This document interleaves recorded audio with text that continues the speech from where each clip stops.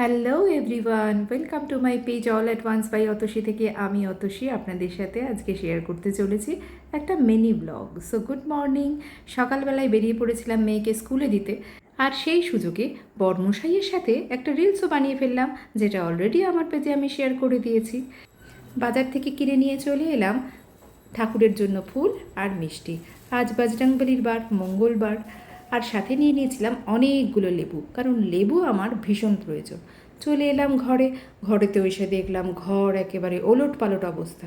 স্বাভাবিক ব্যাপার, সকালবেলা মেয়েকে নিয়ে বেরিয়ে গেছি, চলুন তাহলে ঘরটরগুলো একটু গুছিয়ে নিই। এটা একটা মস্ত বড় কাজ, কিন্তু এসে ঘর দোর পরিষ্কার করে গুছিয়ে নেওয়া।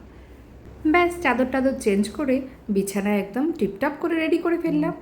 এইবারে পর্দাগুলো একটু খুলে দিই, সকালের আলো বাতাস একটু ঘরে আসুক।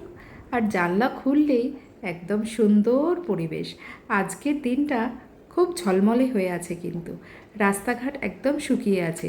3-4 দিন ধরে এত বৃষ্টি হয়েছিল, তারপরে যখন 2 দিন ধরে রোদ দিয়েছে, খুব সুন্দর ওয়েদার হয়ে আছে আজকে। এবার চলে এলাম সোজা রান্নাঘরে এসেই বসিয়ে দিলাম চা। আর এখন চা হবে 2 ধরনের। এক ধরনের চা হচ্ছে লিকার চা, আর আরেক ধরনের দুধ চা। লিকার চা হচ্ছে আমার আর আমার বরের জন্য, আর দুধ চা আমার শাশুড়ি মায়ের জন্য।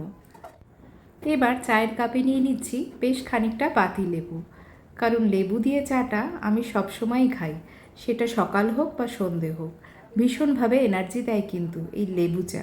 এবার চা নিয়ে সোজা চলে গেলাম আমার জানলার ধারে।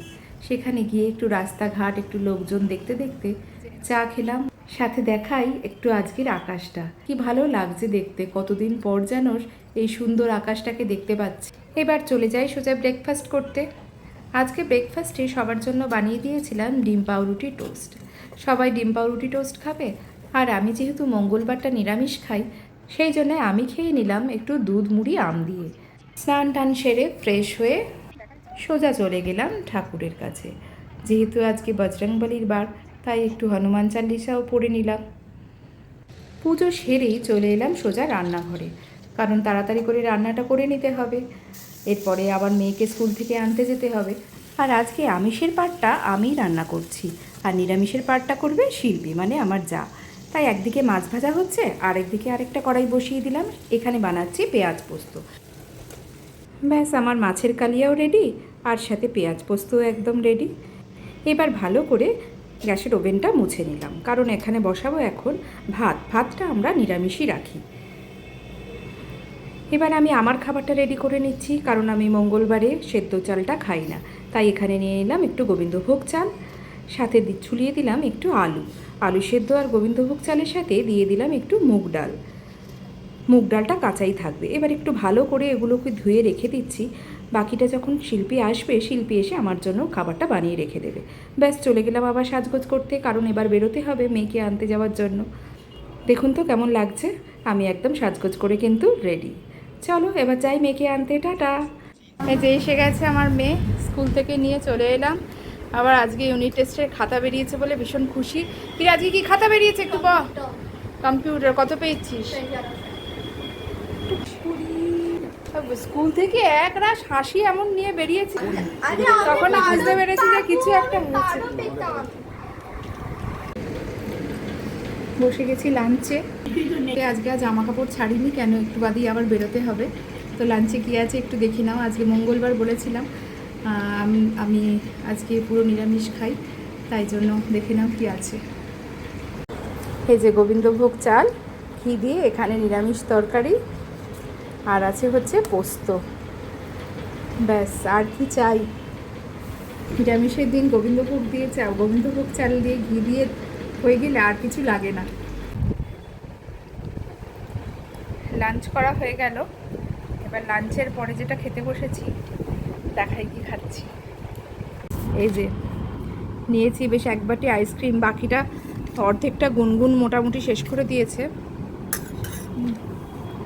কি কেমন লাগছে খেতে আইসক্রিমটা?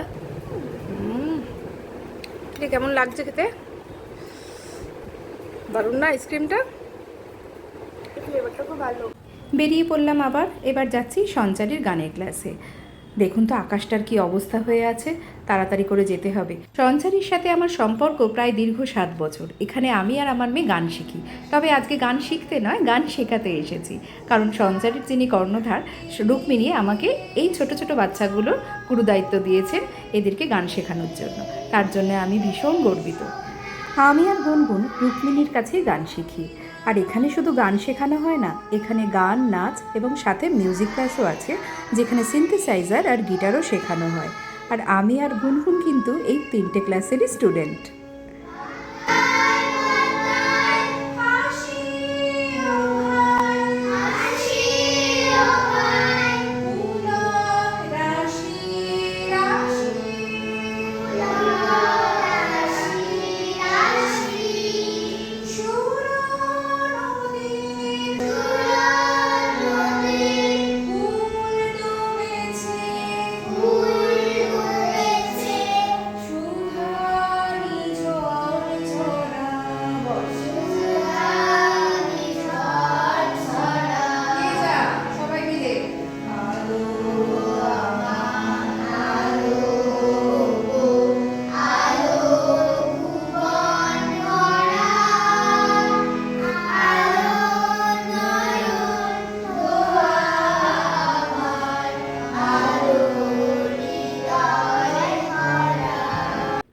বাড়ি এসে গেলাম, বাড়ি এসে একটু ফ্রেশ হয়ে বসে নিলাম আর নিয়ে নিলাম আমার ফেভারিট লেবু চা। এটা খেলে আমি একদম তরতাজা হয়ে যাই। তারপরে বসে পড়লাম একটু ভিডিও এডিটিংয়ের জন্য। ব্যাস আমার এডিটিং করা কমপ্লিট হয়ে গেল। তো এবার চলে যাব সোজা ডিনারে। তো ডিনারের আগে আমি এখানেই ভিডিওটা শেষ করছি আজকের মতন। আজকে সারাদিন কি কি করলাম সব কিছুই আপনাদের সাথে শেয়ার করলাম। আর যদি আমার ভিডিওটা ভালো লেগে থাকে তাহলে অবশ্যই একটু লাইক কমেন্ট করবেন, কারণ আপনাদের লাইক কমেন্ট আমার কাছে কিন্তু অনেক বড়, আমাকে অনেক বেশি উৎসাহ দেয় আরও অনেক রকম ভিডিও বানানোর। আর যদি আমাকে যোগ্য মনে হয় তাহলে প্লিজ আমার চ্যানেলটাকে একটু সাবস্ক্রাইব করে দেবেন, যাতে আরও অনেক অনেক ভিডিও নিয়ে আমি আপনাদের কাছে খুব তাড়াতাড়ি পৌঁছে যেতে পারি। তাহলে আজকের মতন টাটা সবাইকে, সবাই ভালো থাকবেন, সুস্থ থাকবেন।